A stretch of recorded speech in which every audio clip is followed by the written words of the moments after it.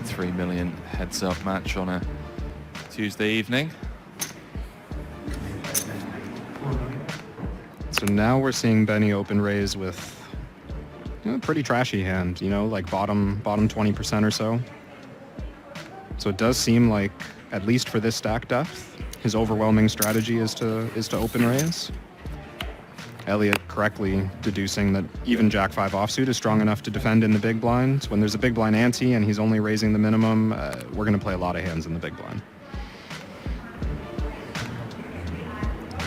10-7 deuce, two-tone. Expect to see Benny continue with... I mean, is Benny just playing a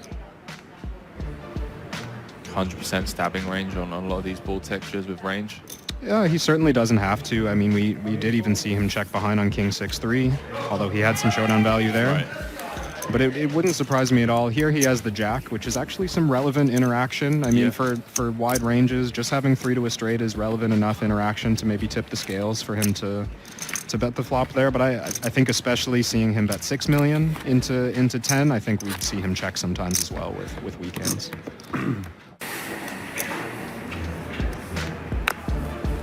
204 million for Eliot. Do apologize, 203 million for Eliot.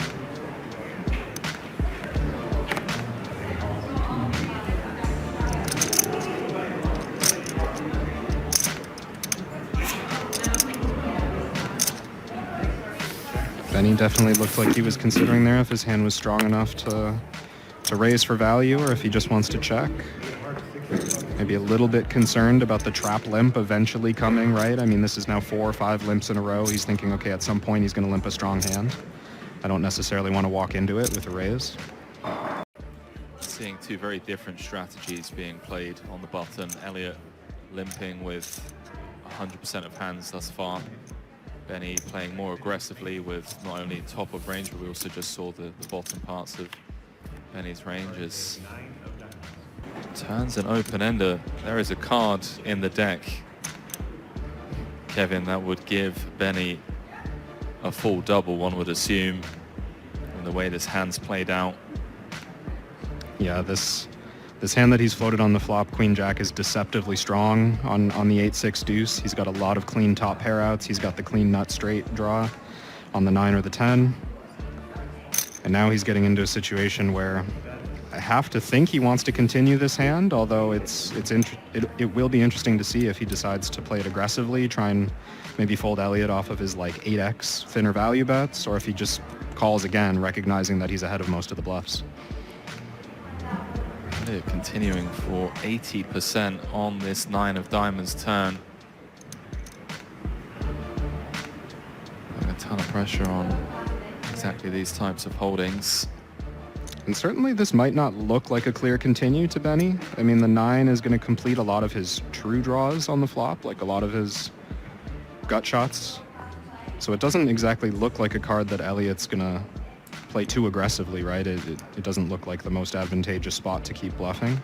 Eliot, of course, has a perfect hand for it.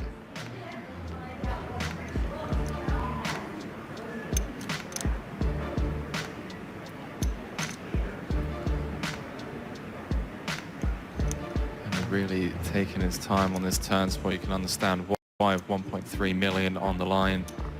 The entire poker world watching as well. This one through. All the options on the table for this one, Kevin? I really do think so, although it certainly feels like, I was tempted to say that he's thought this long. He doesn't look like he wants to fold. Yeah, here comes the check raise. Benny with the 3.5x check raise. Check called flop. Now check raising turn. 46 million in the middle action back on Eliot with his open ender. And this is a nasty spot. I mean, an open ender is usually too good of a draw and heads up to fold to one raise. But there's the real chance that he's just drawing dead here. Like, he's up against 10-7 for value. He's up against 7-5 for value. There's no guarantee that his draw is live at all.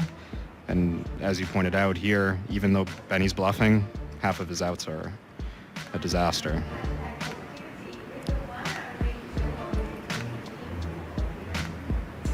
Eliot makes the call, Kevin. Looks like he sees some opportunity to maybe bluff on a diamond, maybe bluff on like a 3 even. 66 million in the middle, and it's the clean 5 of clubs. And of course, there's the opportunity to make the best straight in a spot where Benny is going to be hard pressed not to bluff. SPR less than 1, 66 million in the middle. Eliot with the second nuts. Surely Benny hasn't check raised turn to give up rivers as well. But with the 4-liner on board. Wow, Kevin, this could be it. Snap call from Eliot, and we have ourselves a WPT World Championship champion. He's made it straight, it's all over. And just like that, you hear Matt Savage say that he's made it straight and it's all over. And just like that, Kevin Rabichow, we have ourselves our WPT World Championship champion.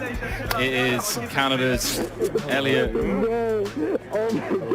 coming out on top for $4,146,000 from us here in the booth. It's been an absolute pleasure. Catch you guys for the next WPT.